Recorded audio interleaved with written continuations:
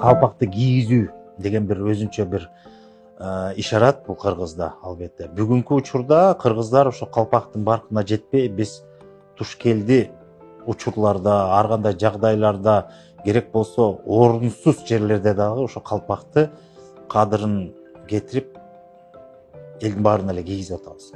Өзү кыргыздын түшүнүгүндө, байыркы кыргыздын жашоосунда калпакты биринчиден ар ким өзүнө арнап тигет. Мисалы, үйдө канча эркек болсо, ошого арналап атайын жасалат, тигилет. Андан сырткары калпакты эл алдында атайын мындай баса белгилеп калпак кийгизүү бул өзүнчө ишарат болгон. Ал белгилүү гана учурларда болгон.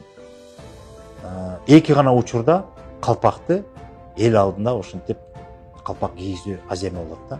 Биринчиден жанагы адам бийликке келгенде, ошондо албетте баягы бий болобу, хан болобу, жол башчы болобу, ошондо атайын ырымдап кийгизет, жанагы ак калпакты кийгизет, жылкы якты, себеби бул элдин башы болду. Элге бийлик жүргүзгөн элдин өкүлү катары деп ошондой атайын калпак кийгизүү деген өзүнчө азет. Экинчи учур, эгерде кыргыз элинин атынан же болбосо өзүнүн урук тукумунун, уруусунун атынан башка сырт чөйрөгө, башка эл, башка улуттун баягы жерине, элине барып, ошол жерде кыргыздын өкүлү катары барганда, ошол иш сапарга расмий түрдө калпак кийгизет. Себеби ал элдин атын, даңазасын арттырат, элдин өкүлү болуп, элди таанытат деген мааниде ошондо калпак кийгизет. Башка учурда калпак кийгизбейт. Бүгүн бизде той болсо деле калпак кийгизип атабыз. Куда күтөктө калпак кийгизип атабыз. Бир жакшы бир майрам сайрамдарда деле калпак кийгизип атпайбызбы? Эркек аттуулардын баарына. Мунун өзү туура эмес. Эгерде тойго болобу, куда болобу, кандай учур болбосун, баш кийим тартуу катары берилет, белек катары. Бирок анда ак калпак эмес. Анда мисалы тескеринче ошондой бир сыйлуу мейман болгондо тебетей кийгиз. Суусар тебетей кийгизет, эң кымбаты. Болбосо кундуз тебетей болобу, эми ал өзүнүн ордуна тиешелүү болот да, мисалы. Калпакты кийгизчү эмес.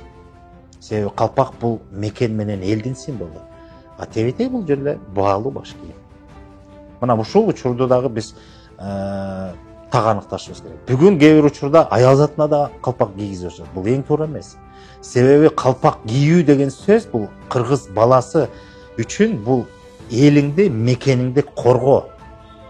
Өзүңдүн жеке керт башыңдан бир гана сенин мекениң, анан элиң гана бар. Мына ошол үчүн сен андан бийик эч нерсе жок сен үчүн деп туруп ошо калпакты кийип атпайбы башына.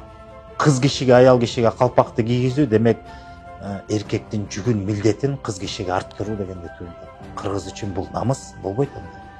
Кандай кыйын аял заты болбосун, баатыр болобу, баягы эр айым деген түшүнүктөр да бар кыргызда.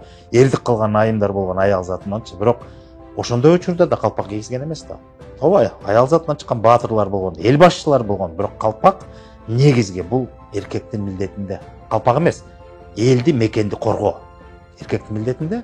Ошол эл менен мекендин символу бул калпак болгон соң, бул эркектин баш кийими катары кабылданган.